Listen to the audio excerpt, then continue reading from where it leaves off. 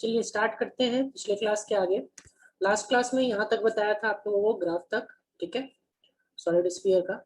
कुछ लोगों ने ग्राफ ये गलत बना लिया था, ये स्ट्रेट लाइन बना दिया है ये वाला पोर्शन, ठीक है, जो सेकंड वाला portion r greater than r के लिए बना है, तो इसको स्ट्रेट लाइन नहीं, ये कर्व रखना है, ठीक है। और कर्व रखने के साथ ही नीचे जाके टच नहीं करेगा एक्स एक्सिस पे, ध्यान रखना है इस बात को, क्योंकि ये इन्फिनिटी पहुंचेगा तब जाके टच करेगा, बट इन्फिनिटी तो पहुंच नहीं रहा है, तो यहाँ पे टच करने वाला नहीं है, ठीक है। तो बाकी लोग इस चीज को सुधार लीजिएगा जो ग्राफ को सही बनाए नहीं है। अब इसके आगे हम लोग बढ़ते हैं, और आगे बढ़ने पे जो हम लोगों को फोर्थ एप्लीकेशन देखना है, फोर्थ एप्लीकेशन में है हम लोगों का electric field due to thin sheet, ठीक है। Electric field due to thin sheet of electric field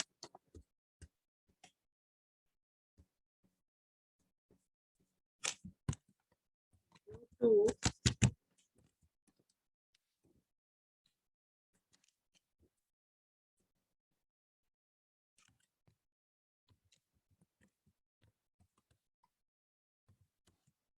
thin plane sheet, thin plane infinite sheet of charge।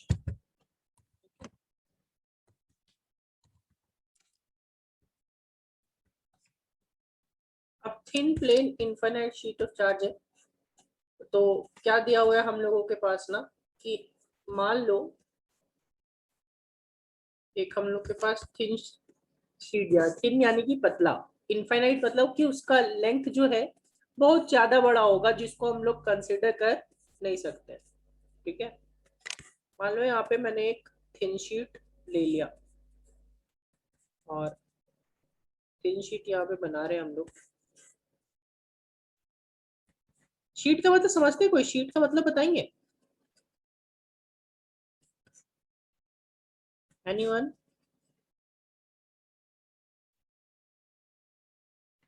Sheet का क्या मतलब होता है?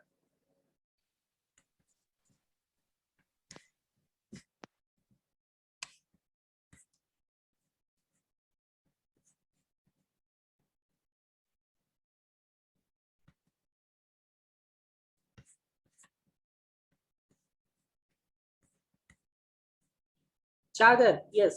2D सरफेस शीट मतलब चादर बोलते हैं ना, वो चादर उसी टाइप का, वो तो चादर बोलते हैं, ठीक है एक्चुअली। अब ये हमने एक थिन शीट ऑफ चार्ज लिया, और इस थिन शीट ऑफ चार्ज में आपका यहाँ पे जो चार्ज जो है डिस्ट्रीब्यूटेड है, ठीक है। अब मैं प्लस ले रहा हूँ, जरूरी नहीं कि प्लस हो, आपका माइनस भी हो सकता है, सवाल चेंज हो सकता है, ठीक है। और इसका लेंथ जो है वो इनफाइनाइट है, लेंथ हम लोग इसका कंसिडर कर नहीं पाएंगे, क्योंकि प्लेन है, एक तो प्लेन है और दूसरा इनफाइनाइट लेंथ है, ठीक है।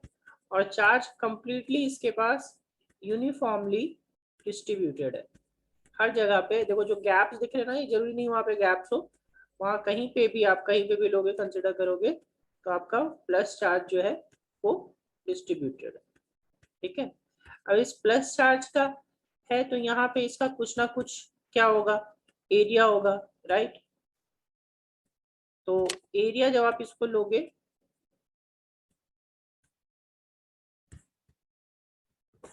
इस पूरे शीट का कुछ ना कुछ हमारे पास एरिया है, ठीक है। और तो हम लोग दिया हुआ क्या है गिवन में, सबसे पहले क्या दिया हुआ है, क्या गिवन है भाई, एक थिन शीट आपको दिया हुआ है, a plane infinite thin sheet, a plane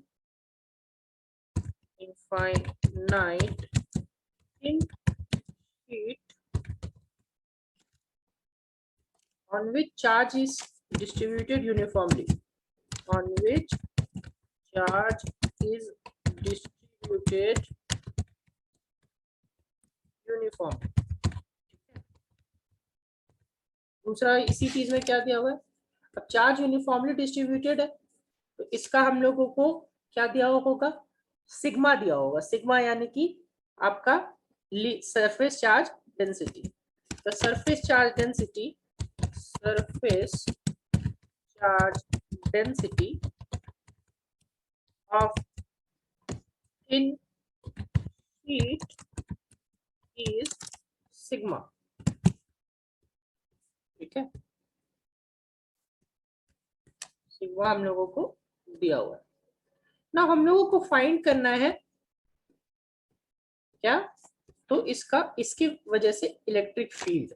ठीक है, तो इलेक्ट्रिक फील्ड फाइंड करना, अब मैं आप ही लोगों से पूछ रहा हूँ, मेरे को एक बात बताओ कि अगर इलेक्ट्रिक फील्ड फाइंड करने का तरीका याद करो कि जहां भी इलेक्ट्रिक फील्ड फाइंड करना होता था तो इलेक्ट्रिक फील्ड फाइंड करने के लिए हम लोग क्या करते थे कि वहां पे एक इमेजिनरी प्लस चार्ज रखते थे और चेक करते थे कि इमेजिनरी प्लस चार्ज को वो प्लस चार्ज जो इसमें है वो क्या करता है। तो आप लोग खुद बताओ कि अगर मैं यहाँ पे कहीं पे एक प्लस चार्ज लेता हूँ जो इमेजिनरी हो, तो ये प्लस चार्ज इस प्लस चार्ज को, शीट, ये जो शीट है वो इस प्लस चार्ज को क्या करेगा बाबू, रिपेल किस साइड रिपेल करेगा, रिपल्शन किस साइड होगा, अपोजिट यानी कि कौन सा, राइट साइड या लेफ्ट साइड, या आई कैप या जे कैप या minus J cap minus I cap, yes towards positive X axis यानी कि आई कैप। उसी तरह अगर यहाँ पे एक प्लस लेते तो क्या होता, इस साइड प्लस रहेगा तो क्या होगा, तो रिपल्शन होगा, अट्रैक्शन होगा।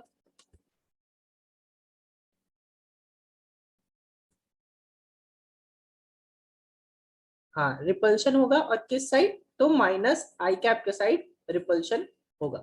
ठीक है, तो हम लोग क्या करते हैं ना कि इसमें वापस से हम लोग क्या करेंगे, एक सिलिंड्रिकल गॉसियन सरफेस कंसिडर करेंगे। तो वापस से गॉस थ्योरम पे आते हैं। ठीक है, क्या करते हैं, आइए कंसिडर करते हैं सबसे पहले सिलिंड्रिकल गॉसियन सरफेस। तो देखो क्या कंसिडर करेंगे, let us consider a cylindrical Gaussian surface, cylindrical Gaussian surface, ठीक है, of area of cross section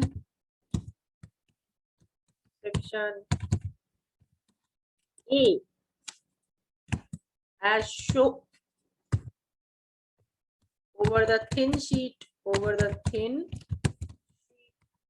as shown in figure। ठीक है, यहाँ पे हम लोग एक थिन शीट कंसीडर करेंगे। मान लो यहाँ पे हम लोगों का क्या है कि आपका गॉसियन सरफेस एक कंसीडर कर रहे हैं। तो गॉसियन सरफेस कंसीडर करने के लिए हम लोगों को सिलिंड्रिकल गॉसियन सरफेस कंसीडर कर रहे हैं। तो एक सिलेंडर यहाँ पे, इसका एक फेस इस साइड बनेगा, दूसरा फेस कहीं इस साइड बनेगा,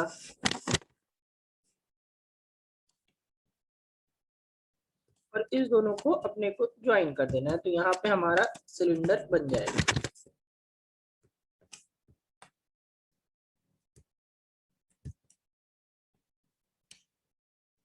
ठीक है, अब देखो इसमें ध्यान ये रखना है कि यहाँ पे हम लोगों को ये ध्यान रखना है कि जो ये वाला एरिया होगा सिर्फ इतना में ही चार्ज कंसीडर होगा, है ना, चार्ज सिर्फ इतना में ही कंसीडर होगा क्योंकि इतना ही कवर करेगा। ठीक है, अब इसके बाद यहाँ पे इलेक्ट्रिक फील्ड भी आपने देखा कि इसका इलेक्ट्रिक फील्ड इस साइड जा रहा था। ठीक है, और आप लोग बताओगे यहाँ ये जो फेस है सिलेंडर का, ये वाला फेस जो राइट वाला फेस है, उसका एरिया वेक्टर का डायरेक्शन क्या होगा, एरिया वेक्टर का डायरेक्शन क्या होगा। ओके बाकी लोग, यस एग्जैक्टली, आई कैप आई कैप आई कैप। चलो ठीक है, तो यहाँ का मैं एरिया वेक्टर का भी डायरेक्शन इधर ही बना देता हूँ। ठीक है, और अब इसी साइड, इसका इस साइड का लेफ्ट फेस का देखा था, तो लेफ्ट फेस का आप देखोगे तो इसका इलेक्ट्रिक फील्ड इस साइड आएगा। अभी आपने देखा भी था कि प्लस प्लस रिपेल करता था। अब इसी का एरिया वेक्टर का डायरेक्शन किधर होगा ये बताओ, फिर से एरिया वेक्टर का डायरेक्शन, यस आई कैप या minus I cap, minus I cap, exactly, ठीक है।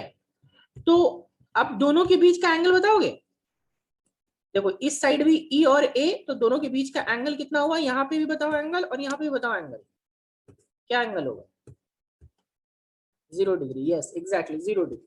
अब यहाँ पे इस सिलेंडर का जब आप फेस देखोगे तो सिलेंडर के टोटल 4 फेसेस होंगे, 4 फेसेस कौन कौन से, तो एक मान लो ये वाला, ठीक है, मैं उसको रेड से बनाता हूँ यहाँ पे, एक फेस ये वाला, ठीक है, दूसरा इसके ऊपर वाला, ठीक है, तीसरा ये वाला और चौथा नीचे वाला, ठीक है। अब फेस 1 और 3 तो 0 डिग्री बना रहा है, फेस 1 और 3 जो है वो 0 डिग्री बना रहा है, लेकिन आप बताओगे फेस 2 इलेक्ट्रिक फील्ड के साथ कितना एंगल बनाएगा, फेस 2, यस, और फेस 2 और फेस 4 इसी तरह कितना एंगल बनाएगा, फेस 4 भी कितना एंगल बनाएगा, 90 डिग्री, यानी face 1 0 degree, face 3 0 degree, face 2 आपका 90 डिग्री, और फेस 4 शुभम 180 कैसे बनाएगा फोर्थ का, आप पहले क्लास मिस की है इसलिए गड़बड़ है, देखो बाकी लोगों का जवाब सही आ रहा है, 90 डिग्री, क्योंकि इलेक्ट्रिक फील्ड का डायरेक्शन इधर है, तो यहाँ पे नीचे जा रहा है, ये नीचे जाएगा फेस 4 से, तो फेस 4 का नीचे जाएगा तो वो कितना एंगल बनेगा, 90 डिग्री का, राइट। तो अब हम लोग यहाँ पे निकालते हैं फ्लक्स, द नेट फ्लक्स, ठीक है, the net flux can be written as, या फिर the net flux is given by, ठीक है, नेट फ्लक्स किससे दिया जाएगा भाई, तो फाई, अब फाई का 4 वैल्यू निकालना होगा, ठीक है, देखो कैसे,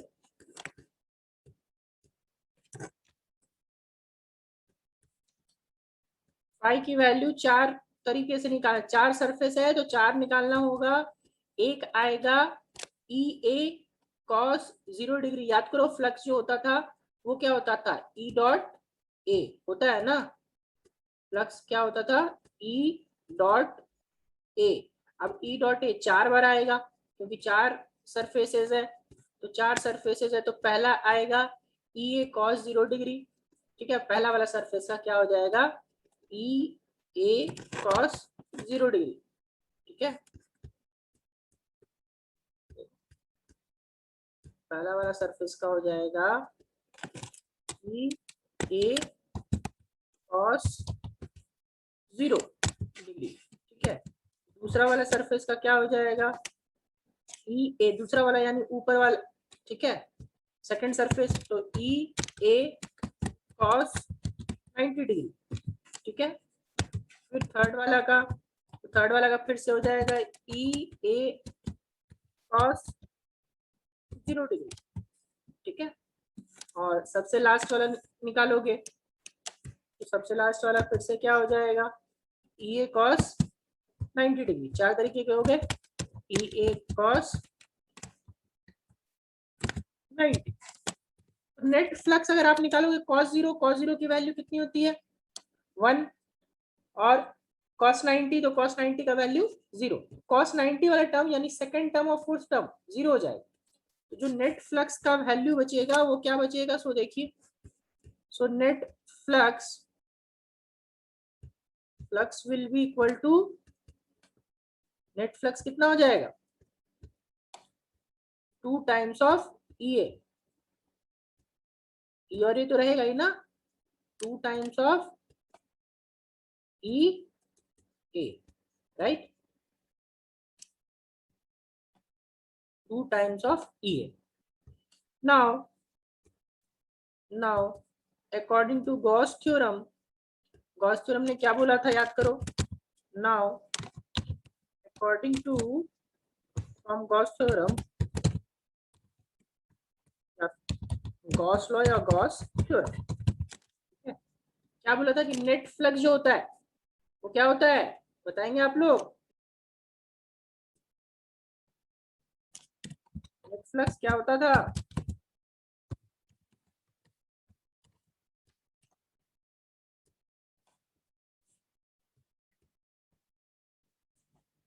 Net flux will be equal to Q by epsilon naught. Yes, exactly. Net flux will be equal to Q by epsilon naught. तो नेट फ्लक्स जब आप लिखोगे यहाँ पे तो नेट फ्लक्स क्या हो जाएगा? Net flux is equals to Q by epsilon naught. अब फ्लक्स की वैल्यू तो आप ऑलरेडी निकाल चुके हो, फ्लक्स की वैल्यू आप ऑलरेडी निकाल चुके हो, तो फ्लक्स की वैल्यू निकाल चुके हो ऑलरेडी। तो यहाँ पे क्या करेंगे हम लोग, देखो तो फ्लक्स का वैल्यू तो कितना आया था, 2 टाइम्स ऑफ ई ए।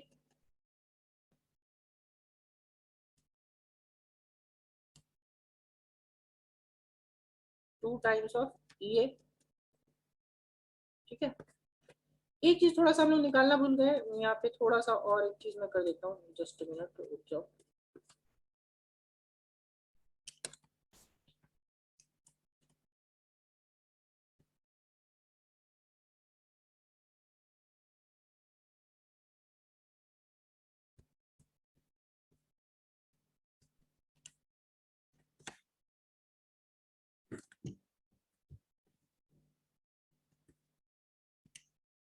देखिए इसके पहले थोड़ा सा चीज, एक चीज और हम लोगों को निकालना है। आप लोग बताओ जरा सा यहाँ पे कि इसके अंदर जो चार्ज होगा वो चार्ज कितना होगा? हम लोग चार्ज भी तो निकाल सकते हैं ना, तो चार्ज तुक्का क्योंकि जरूरत पड़ेगा, तो यहाँ पे हम लोग सबसे पहले चार्ज ऑल्सो निकाल, ये चार्ज भी निकाल लेते हैं।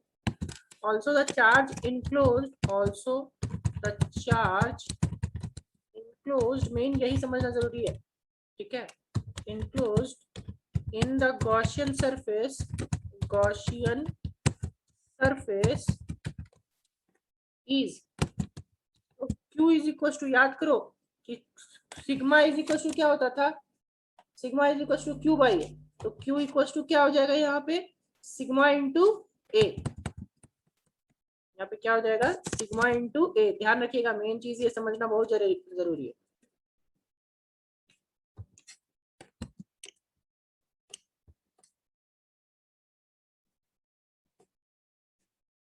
चार्ज की वैल्यू क्या हो जाएगी, सिग्मा टाइम्स ऑफ ए, ठीक है। क्योंकि सिग्मा इज इक्वल टू क्या होता है, Q बाई ए, ठीक है। अब अपने को क्या करना है, ये Q की वैल्यू यहाँ पे पुट करनी है। नेट फ्लक्स तो इतना आया, नेट फ्लक्स निकालने के बाद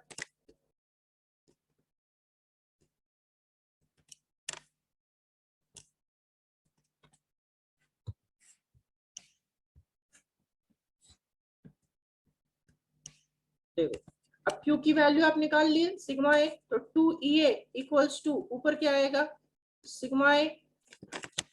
अब यहाँ पे देखा इसको, Q की वैल्यू क्या लिए थे, तो यहाँ पे आ जाएगा सिग्मा टाइम्स ऑफ ए, और सिग्मा टाइम्स ऑफ ए और डिवाइडेड बाई क्या था, एप्सिलॉन नॉट। देखो ए ए कटेगा,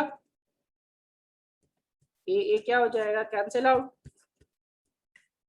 ए की वैल्यू दोनों साइड से कैंसिल आउट, तो बचेगा क्या, this implies 2E equals to,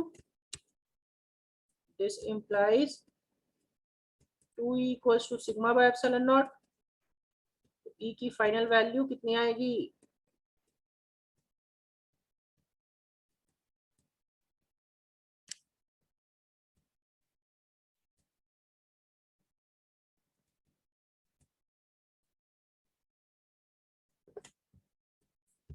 E का final value sigma by 2 epsilon naught. Vikram आपने पायर स्क्वायर कैसे बोला, पायर स्क्वायर हमने, पायर स्क्वायर सिलेंडर का रेडियस नहीं दिया हुआ है ना आपको, गिवन है क्वेश्चन में, आपको क्या गिवन है कि सिग्मा दिया हुआ रहेगा, एरिया आपको नहीं दिया हुआ, रेडियस नहीं दिया हुआ रहेगा, ठीक है। तो फाइनल आपका इलेक्ट्रिक फील्ड का जो वैल्यू हो जाएगा ये क्या हो जाएगा, तो इलेक्ट्रिक फील्ड, एक चीज और, वेक्टर फॉर्म में भी आप लिख सकते हो, इन वेक्टर फॉर्म, या फिर ई की पहले वैल्यू लिख लो। तो ई का वैल्यू हमने क्या निकाला, sigma by 2 epsilon naught. So E equals to sigma by 2 epsilon not.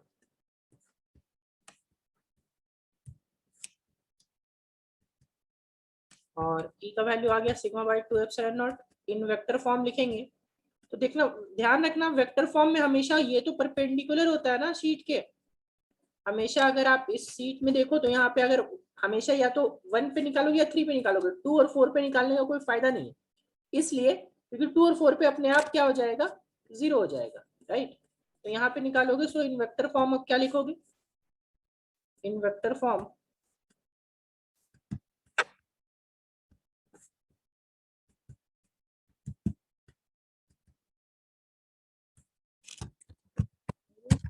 Vector form, vector form में क्या होगा, ई की जो वैल्यू हो जाएगी वो कितनी होगी, बस एक यूनिट वेक्टर लगा देना है जो हमारा डायरेक्शन बताएगा, एन कैप।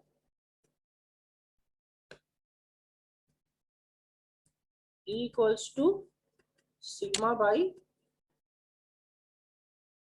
2 एप्सिलॉन नॉट, और यहाँ पे आ जाएगा आपका एन कैप। एन कैप क्या है भाई, n cap is the unit vector perpendicular to, n cap is the unit vector perpendicular to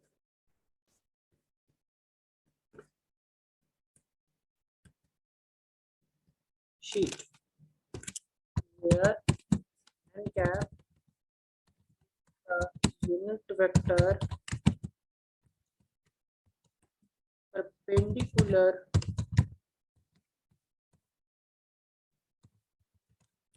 to thin sheet।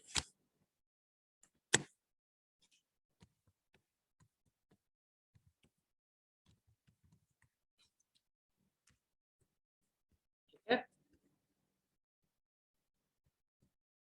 इसको ब्लॉक कर लेंगे फिर हम लोग।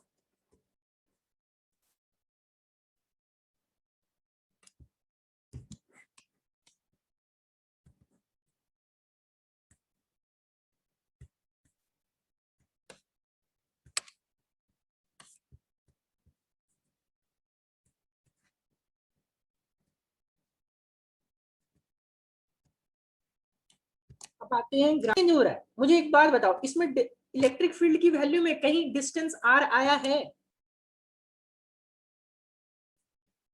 बताओ चैट में सब बताइए, क्या इलेक्ट्रिक फील्ड की वैल्यू में कहीं पे भी आर आया है, डिस्टेंस आया है?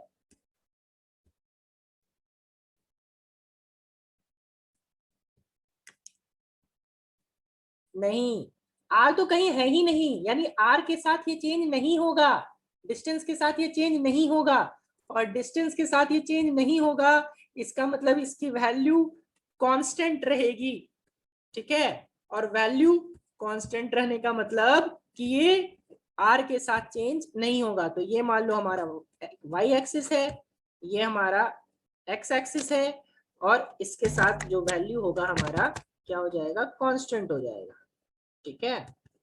कांस्टेंट का मतलब कि वैल्यू चेंज नहीं होगा।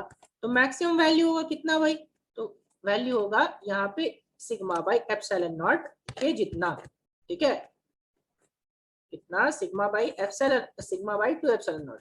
ये हो गया हमारा आर, ठीक है, ये हो गया हमारा ई, और यहाँ पे हो जाएगा sigma by 2 epsilon, sigma by 2 की तरफ क्या आवाज, सिग्मा बाई 2 एप्सिलॉन नॉट। अब देखो ये आर के साथ चेंज नहीं हो रहा, यानी आर के साथ चेंज नहीं होने का मतलब कांस्टेंट। ऐसा ग्राफ आप लोग 9th-10th में बना चुके हैं। y इक्वल्स टू, जो क्वेश्चन रहता था कि y इक्वल्स टू 5 रहे या x इक्वल्स टू 5 रहे तो उसमें स्ट्रेट लाइन कांस्टेंट जाता था, तो r के साथ उसकी वैल्यू चेंज नहीं होती थी। तो ये चीज हमारा ग्राफ हो गया E वर्सेस R का। ठीक है, graph of E versus R, मतलब ये डिस्टेंस के साथ चेंज नहीं होगा, कांस्टेंट रहेगा। क्या ये ग्राफ सबको क्लियर है?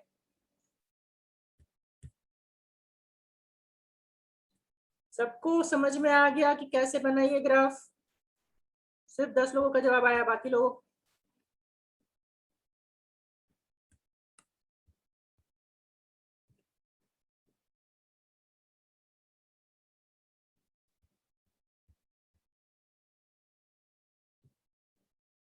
चलो ओके, सबको रिज्वाइन कीजिए अभी।